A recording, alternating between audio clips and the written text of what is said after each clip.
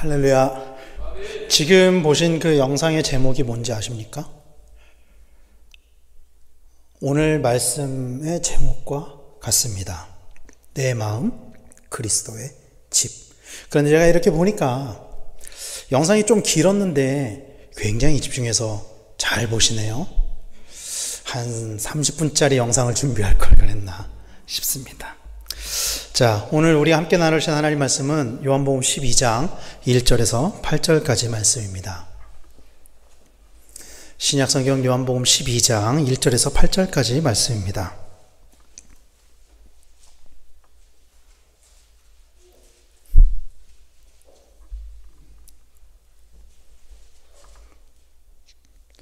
자, 우리 다 같이 한 목소리로 같이 읽도록 하겠습니다. 6월절 엿새 전에 예수께서 베다니에 이르시니 이곳은 예수께서 죽은 자 가운데서 살리신 나사로가 있는 곳이라. 거기서 예수를 위하여 잔치할새 마르다는 일을 하고 나사로는 예수와 함께 앉은 자 중에 있더라. 마리아는 지극히 비싼 향유 곧 순전한 나드 한 근을 가져다가 예수의 발에 붓고 자기 머리털로 그의 발을 닦으니 향유 냄새가 집에 가득하더라.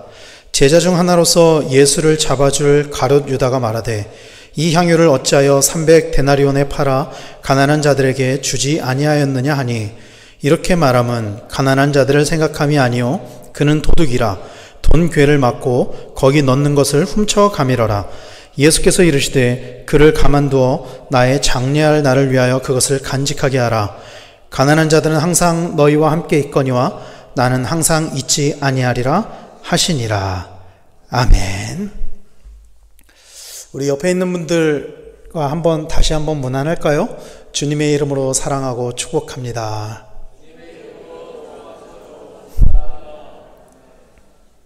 오늘 이 금요 예배 나오신 여러분들을 환영합니다. 그리고 정말로 사랑하고 축복합니다.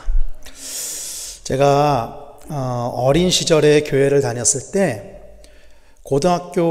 중학교 1학년 때 예수님을 만났어요. 그런데 그 교회에서 제가 오래 다니지를 못하고 어떤 일이 있어가지고 고등학교 2학년 때 다른 교회로 옮기게 됐습니다.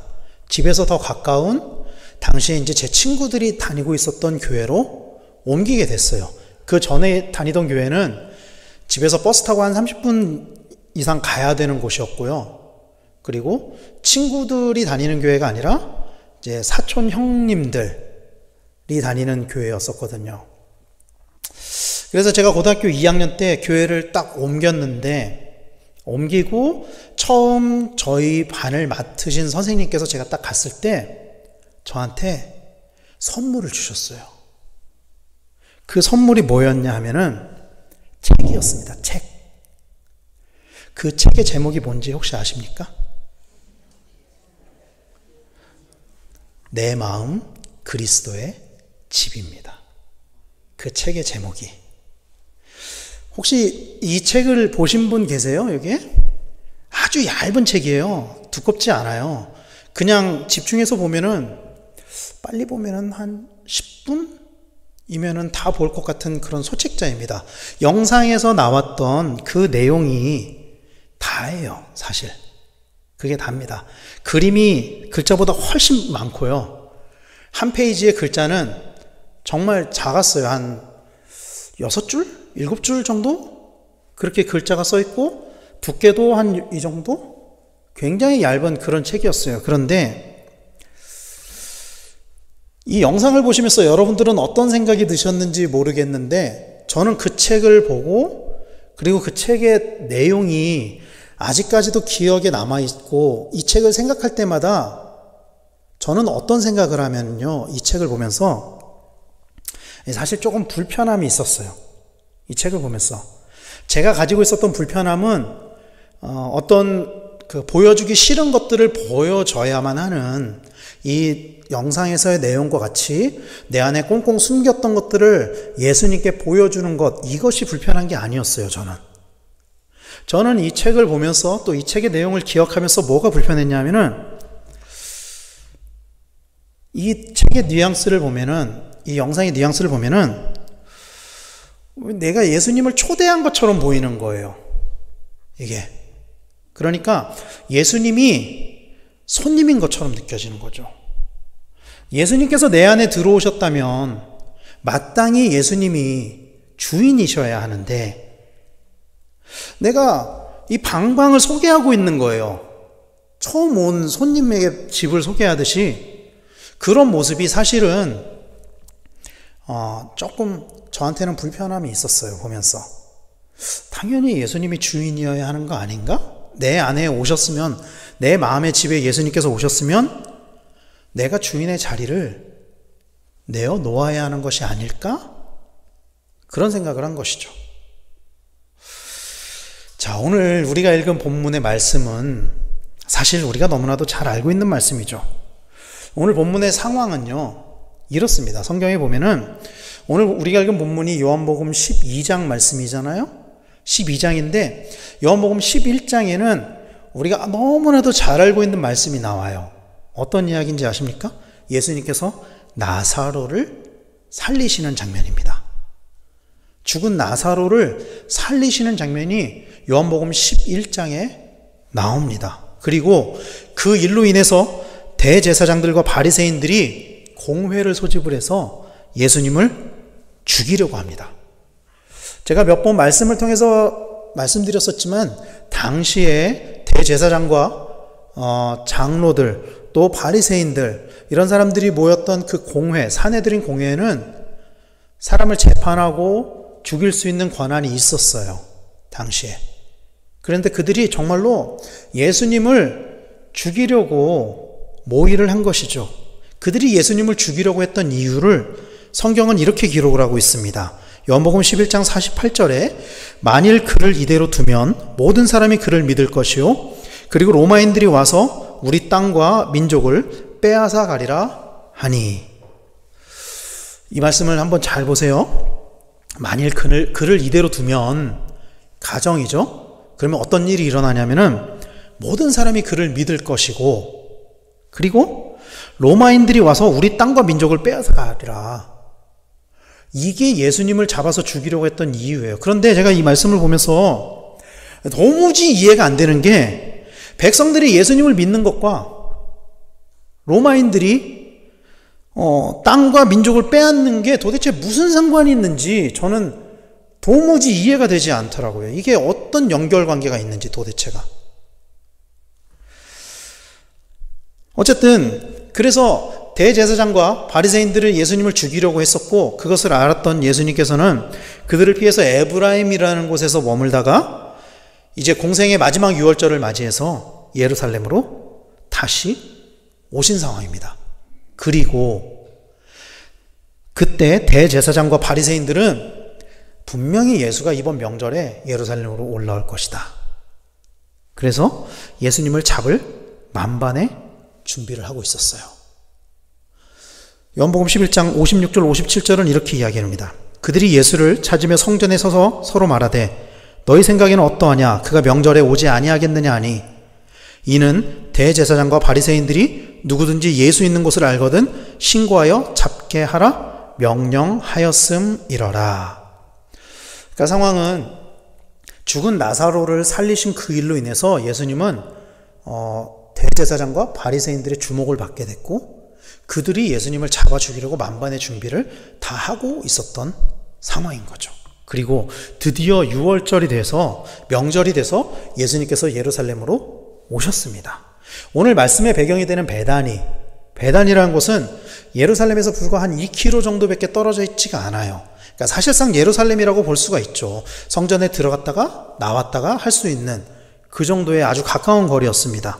그리고 그곳에는 예수님께서 왜 그곳에 가셨냐면은 그곳에 나사로와 그의 누이들 마르다와 마리아가 살고 있었기 때문입니다. 자, 예수님께서 나사로의 집에 다시 찾아가셨어요. 나사로의 집의 분위기가 어땠을까요, 여러분? 어땠겠습니까? 상상을 할 수 없을 정도로 환영하지 않았겠어요? 그 집에 가장과 다름없는 죽었던 나사로를 살려주신 분이 다시 오셨으니까. 그래서 예수님이 오시자마자 그들이 잔치를 열었습니다. 그리고 그 잔치에서 일어난 일이 오늘 보면 3절의 이야기입니다. 3절은 이렇게 이야기하죠. 마리아는 지극히 비싼 향유 곧 순전한 나드 한 근을 가져다가 예수의 발에 붓고 자기 머리털로 그의 발을 닦으니 향유 냄새가 집에 가득하더라. 마리아가 예수님의 발에 향유, 순전한 나드 한 근을 가져다가 예수님의 발에 부은 거예요.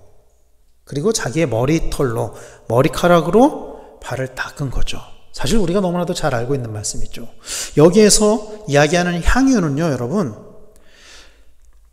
아주 구하기 쉬운 것이 아니라 당시에 이 향유는 동인도 북부에서만 나는, 이름도 너무 길어요. 제가 이거 조사를 했는데 이 식물의 이름이 들어보세요. 이렇습니다. 나르도스 타키스 자타만시 라는 식물의 뿌리에서 채취되는 아주 값이 비싼 향료였어요. 그리고 그것을 마리아는 예수님의 발에 붓고 과감하게 자기 머리털로 닦고 있는 것이죠. 왜 그랬을까요? 이 마리아의 행동을 우리가 어떻게 이해를 해야 될까요? 왜 마리아가 이렇게 예수님에게 값비싼 향유를, 그것도 우리의 신체 중에 가장 지저분한 발에 부었겠느냐 하는 것이죠. 아마도 마리아는 나사로를 살려준 감사에 대한 표시로 그랬을 것입니다. 근데 여러분, 사실은 당시의 풍습에 보면은 이게 단순히 마리아가 감사했기 때문에 예수님께 향유를 부었다만으로 받아들일 수는 없어요. 왜냐하면 당시의 풍습을 보면은요, 이 향유를, 특히 기름을 붓는 행위가 있었어요. 잔치 때. 그러면 그 잔치 때 기름이나 향유를 누구에게 어떻게 붓냐? 사실은 잔치가 절정에 이르렀을 때 그 잔치의 주인공, 그 집 주인의 머리에 기름을 부르는 것이 사실 당시의 풍습이었습니다. 그게. 특히 손님에게 붓는다? 그것도 손님의 발에다가 기름을 붓는다? 이거는 거의 없는 일이었어요, 사실. 이 기름을 붓는다거나 향유를 붓는다거나 하는 일은 누구한테 부었냐면 그 잔치의 주인에게 부었어요. 이것은 무슨 뜻이냐면은 마리아가 오늘 이 잔치의 주인을 누구로 보고 있다? 예수님으로 보고 있다는 거예요. 예수님을 손님으로 보고 있지 않다는 것입니다. 그 자리에 예수님은 찾아가셨지만 그곳에 예수님이 계셨을 때 예수님은 거기서 손님이 아니었어요. 적어도 마리아에게는. 이것이 마리아의 신앙 고백이에요. 마리아는 이 잔치의 주인이 예수님이라고 이야기하고 있는 것입니다. 그래서 마리아는 300데나리온이나 되는 값비싼 향유를 예수님에게 부은 것입니다. 특히 향유를 붓고 자기의 머리카락으로, 그러니까 예수님의, 사람의 가장 지저분한 곳에다가 그것을 붓고 자신의 가장 귀한 것으로 그것을 닦음으로써 철저하게 예수님이 나의 주인이다, 이것을 마리아가 고백하고 있는 것입니다. 사랑하는 성도 여러분, 우리들은 예수님께서 십자가에 죽으시고 부활하심으로 생명을 얻었다, 이것을 알고 믿고 있습니다. 맞나요? 여러분들은 믿으십니까? 예수님께서 십자가에 죽으시고 부활하심으로 우리에게 생명이 주어졌다는 그 사실을 여러분 믿으십니까? 그런데요, 예수님께서 자신의 목숨을 바쳐서 우리를 살리셨다는 것을 우리는 지식으로도 알고 우리가 믿음으로 고백하는 것처럼 마음으로도 알고 있음에도 불구하고 때로는 예수님이 나의 주인이 아니라 나에게 손님이 될 때가 있다라는 거예요.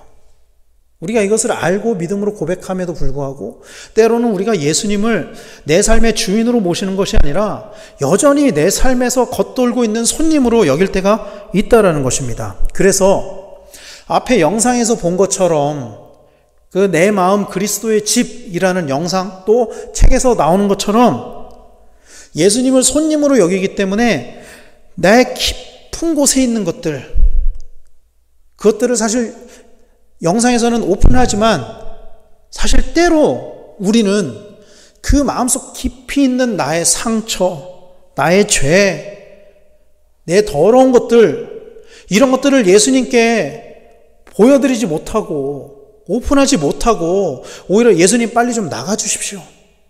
부끄럽습니다. 이럴 때가 우리에게 있지 않느냐 하는 것이죠. 사랑하는 성도 여러분, 예수님이 내 안에 오셨다면 그분이 나의 주인이 되어야 한다는 것을 믿으시기를 축원합니다. 여러분, 예수님은 우리에게 손님이 아니십니다. 예수님은 손님이 아니세요. 그분은 우리의 주인이십니다. 그래서 우리가 예수님을 뭐라고 고백하죠? 주님, 주님. 이렇게 고백하잖아요. 주님. 우리의 주인이 오직 예수님이 되는 우리 모두가 되기를 간절히 소망합니다. 예수님이 주인이 되셨다는 것은 우리의 모든 주권을 예수님께 드리는 것을 의미하는 것입니다. 그것은 우리 내면 깊숙이 있는 것들, 더러운 것들, 부끄러운 것들까지 모두 다 아무것도 빠짐없이, 단 한 개도 빠짐없이 다 예수님께 보여드리고 고백하는 것에서부터 시작됩니다. 숨김이 없이 예수님 앞에 나갈 때 예수님이 비로소 우리의 주인이 되십니다. 그래서 여러분 기억하십니까? 처음 예수님 만날 때 우리가 예수님에게 어떻게 했었죠? 저는 기억을 더듬어 보면은 제가 처음 예수님 만났을 때는요, 내 안에 있던 그 내면 깊숙이 있는 더러운 것들까지 다 예수님 앞에 고백하고 회개하고 그것을 다 털어내고 그러면서 예수님이 내 안에 들어오셨고 그러면서 내 안에 주인이 되셨거든요. 이런 것들을 먼저 다 예수님께 보여드리고 예수님께 맡겨드리고 털어버리고 그런 과정을 통해서 예수님이 우리의 주인이 되는 것들, 이 자리에 계신 여러분들 중에 아마 많으신 분들이 경험하셨을 것입니다. 그래서 저는 오늘 찬양하면서 기도할 때 우리의 깊숙한 곳까지 주님께 고백할 수 있었으면 좋겠어요. 이 찬양이 그냥 우리에게 음악이 되지 않고 이 찬양의 고백들이 우리가 하나님께 내어드리는 우리의 마음의 고백으로서 하나님께 올려드릴 수 있었으면 좋겠습니다. 사실은요, 여러분, 우리가 그렇게 고백하지 않아도 예수님 다 알고 계세요, 사실은.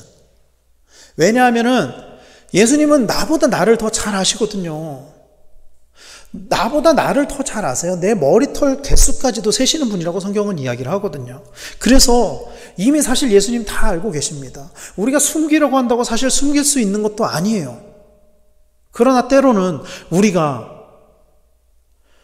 주님 이건 모르실 거야. 내 마음 깊숙한 곳에 있는 것들 모르실 거야. 그런 생각을 하면서 숨길 때가 때로는 있다라는 것이죠. 그러면 안 된다라는 거예요. 이미 다 알고 계신 주님께 우리의 주권을 내어드려서 주님이 정말로 내 마음의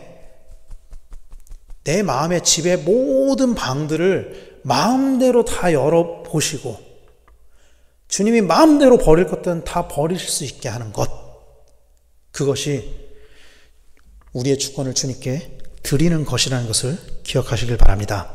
또 이 말씀을 보면서 우리가 또 한 가지 짚어봐야 되는 것은 이 향유의 쓰임새에 관해서 사실 또 짚어봐야 돼요.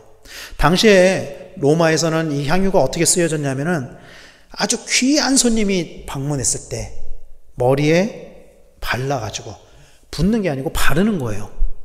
이게 최고의 예를 표하는 거였어요. 이게. 그래서 사람들은 사실은 마리아가 했던 그 행위를 예수님께 최고의 예를 표한 것으로 이해를 했죠. 우리도 사실 그렇게 많이들 알고 있잖아요. 그런데 사실은 이 향유에 다른 쓰임이 또 한 가지가 있습니다. 그게 뭐냐면은 사람이 죽었을 때 그 시신에 향유를 발라서 악취가 나는 것을 방지하는 거였어요. 물론 마리아는 예수님이 죽으실 것을 알지 못했죠. 그때까지도. 그러나 예수님께서는 이미 알고 계셨기 때문에 마리아가 자신에게 하는 그 행동을 보고 제지하지 않으셨다는 것입니다. 이미 예수님 다 알고 계셨다는 거예요. 그런데 그 자리에서 그 모습을 보고 화를 낸 사람이 있었던 거죠. 바로 가룟 유다입니다. 오늘 본문에 보면은 유다는 마리아에게 이렇게 지적을 했어요. 5절 말씀입니다. 이 향유를 어찌하여 300데나리온에 팔아 가난한 자들에게 주지 아니하였느냐. 여기서 이 데나리온이 어느 정도의 가치냐면은 많이들 아시겠지만 노동자의 하루 품삯에 해당하는 가치가 있습니다. 그리고 이 데나리온은 당시 로마의 은화였어요. 로마의 은화. 가룟 유다는 마리아에게 그 큰 돈을 가난한 사람들에게 사용했으면 좋겠다, 그렇게 책망하고 있는 거죠. 여러분, 사복음서를 볼 때는 때로는 그 말씀을 이해하기 위해서 이 말씀이 무엇을 강조하고 있는지, 이 말씀이 무엇을 이야기하고 있는지를 알기 위해서 때로는 다른 복음서에 나와 있는 동일한 말씀을 비교하면서 봐야 될 때가 있거든요. 그러니까 동일한 사건이 마태복음에도 있고 마가복음에도 있고 뭐 누가복음에도 있고 요한복음에도 있고 이런 경우가 있어요. 예를 들면 오병이어 사건 같은 경우엔 사복음서에 다 나와 있잖아요. 그런데 어떤 사건은 어떤 복음서에는 있고 어떤 복음서에는 없고 이렇단 말이죠. 이 요한복음 12장에 있는 이 사건은요, 사실은 마태복음이랑 마가복음에도 동일한 사건이 기록이 되어 있습니다. 그래서 제가 말씀을 준비하면서 이 사건을 마태복음은 어떻게 묘사를 하고 있고 마가복음은 어떻게 묘사를 하고 있는지를 한번 봤거든요. 그러면서 비교를 해봤어요. 비교를 하니까 사실은 사도 요한이 이 말씀을 왜 기록했는지가 나오는 거예요. 마태복음에는요, 아예 가룟 유다에 대한 언급이 없습니다. 아예 없습니다. 그리고 마가복음에서는 그 책망을 하는 사람을 가룟 유다라고 하지 않아요. 사람을 특정하지 않습니다. 그런데 요한복음에서는 아예 이것이 가룟 유다였다라는 것을 명확하게 얘기하고 있어요. 특정하고 있어요. 그리고 그가 왜 그렇게 말했는지 의도에 관해서까지도 다 이야기를 하고 있다라는 것입니다. 그래서 사실은 이 요한복음 12장 1절에서 8절 말씀에서 우리가 봐야 되는 것은 마리아의 헌신에 대한 부분들, 마리아가 예수님을 주인으로 모셨던 부분들도 참 중요하지만 이 가룟 유다의 행동, 가룟 유다가 했었던 그 행동도 우리가 봐야 된다는 거예요. 왜냐하면 이것을 강조하고 있다는 것이죠, 이 말씀에서. 오늘 본문에 보면은 사실 유다는 지극히 정상적인 사람이 할 수 있는 합리적인 책망을 하고 있습니다. 그런데 그 마음속에는 다른 마음이 있어서 마리아를 책망하고 있었던 것이죠. 성경이 그렇게 이야기를 하고 있어요. 그래서 예수님께서도 그런 마리아를 제지하지 않으셨습니다. 알고 있었기 때문에. 가룟 유다가 그렇게 책망하는 이유를 예수님이 알고 계셨기 때문에 가룟 유다의 말대로 마리아야, 그러지 말고 다른 사람을 도와주는 게 낫지 않겠냐? 그러지 않고 예수님께서 뭐라고 말씀하시냐면요, 7절 말씀에 보면은 예수께서 이르시되 그를 가만두어 나의 장례할 나를 위하여 그것을 간직하게 하라, 이렇게 이야기를 하고 있습니다. 그렇다면 가룟 유다는 왜 마리아를 책망한 것일까요? 오늘 본문은 그 이유를 이렇게 이야기하고 있어요. 6절 말씀에 이렇게 말하면 가난한 자들을 생각함이 아니요 그는 도둑이라 돈괴를 맞고 거기 넣는 것을 훔쳐가미로라. 그가 도둑이었기 때문입니다. 가룟 유다의 삶에 있어서 가장 중요한 가치는요, 여러분, 돈이었어요. 그가 예수님의 제자였고 예수님을 따라다니는 사람이었지만 가룟 유다의 주인은 예수님이 아니었어요. 가룟 유다의 주인은 돈이었습니다. 예수님보다 돈이 더 중요했어요, 가룟 유다는. 그래서 마리아가 예수님에게 모든 것을 바쳤을 때, 사실 이거는 마리아의 거의 전 재산과 같은 엄청나게 큰 가치가 있는 것이었지만 그것을 바쳤을 때 유다는 그것을 아까워했어요.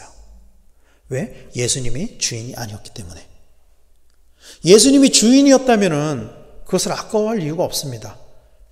왜냐하면 주인이 자신의 것을 사용하는 것이기 때문에. 그러나 가룟 유다의 주인이 예수님이 아니었기 때문에 그는 그것을 아까워했어요. 심지어 그는, 여러분, 우리가 알고 있는 것처럼 나중에 자신이 가장 중요하게 여기는 그 돈, 자기의 주인인 그 돈을 위해서 예수님을 대제사장에게 팔았죠. 예수님을 팔고 유다가 얼마를 받았죠? 은 30. 마태복음 26장 14절 15절에 보면은 그 파는 장면을 이렇게 이야기해요.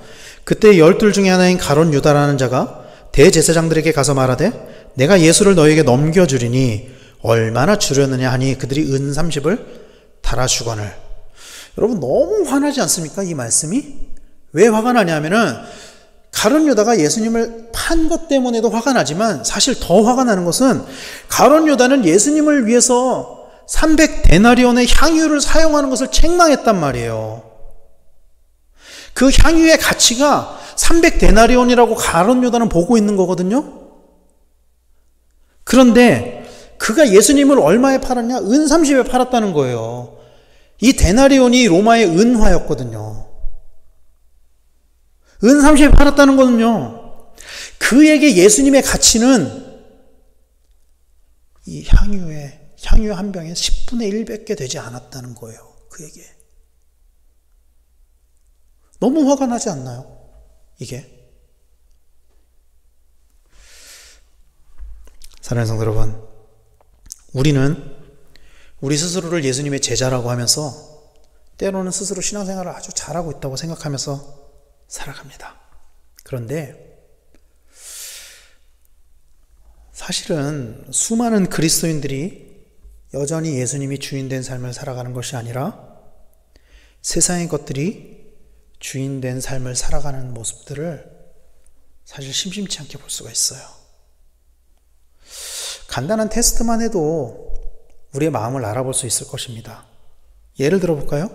만약에 누군가가 여러분들에게 내가 1억 원을 줄 테니까 예수님을 믿지 말아 주십시오 한다면 어떻게 하시겠습니까?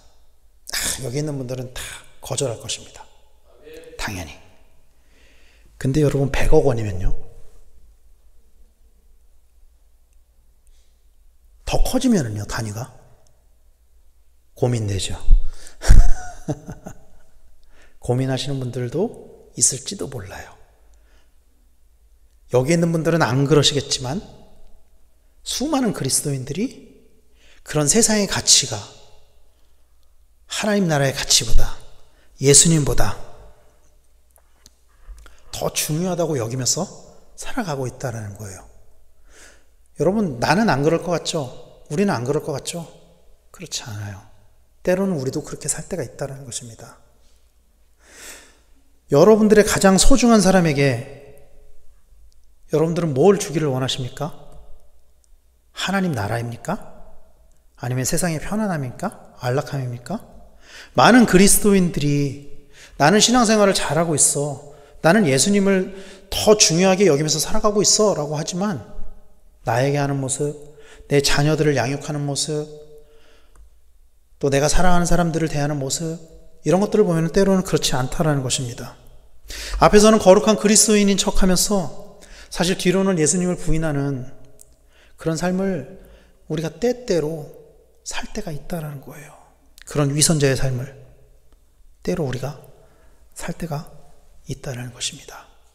우리 입술로는 예수님의 제자라고, 예수님을 믿는다고, 내 안에 예수님이 계신다라고 그렇게 고백을 하지만 실제로 우리가 바라는 것들은, 우리가 기도하는 것들은, 우리가 구하는 것들은, 우리가 원하는 것들은 하나님 나라가 아니고 영혼 구원이 아니고 세상의 것들이고, 여전히 내 삶의 주인은 하나님이 아니라 여전히 내 삶의 주인은 내가 되고 있지 않는지 우리가 이것을 돌아봐야 된다는 거예요. 이 말씀을 보면서 우리의 가치관이 어디 있는지를 돌아봐야 된다는 것입니다. 여러분, 우리는 너무나도 쉽게 가룟 유다를 손가락질합니다. 저 나쁜 놈, 예수님을 팔아먹은 저 나쁜 놈, 돈을 사랑하는 저 나쁜 놈, 너무나도 쉽게 가룟 유다를 손가락질하죠. 그러나 때로는 우리에게도 가룟 유다와 같은 모습이 있지 않은지 그것을 돌아봐야 된다는 거예요. 우리는 날마다 돌아봐야 된다는 거예요.